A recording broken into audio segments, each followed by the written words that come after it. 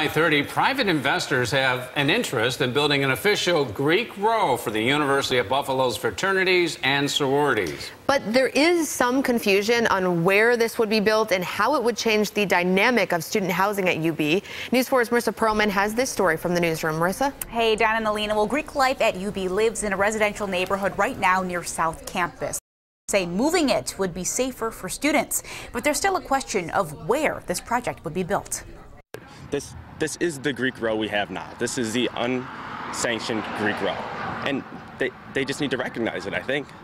On any weekend night, Winspear near University Heights is filled with thousands of students who are here to party.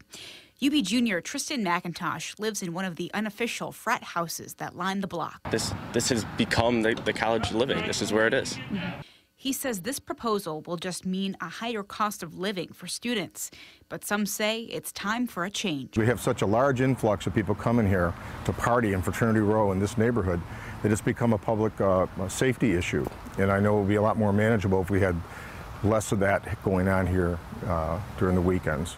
The university has no affiliation with this off-campus plan. And at this point, project leaders say they're just gauging interest from students, but they are considering at least two different options. The idea for this project is so new in its development stage that the people behind it say they're not willing to share where it would be built just yet. But Town of Amherst leaders say if they are considering their neck of the woods, they would welcome it and the tax revenue that it would bring with it.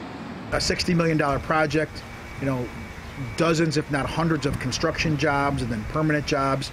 We welcome new development when it doesn't hurt an existing residential neighborhood.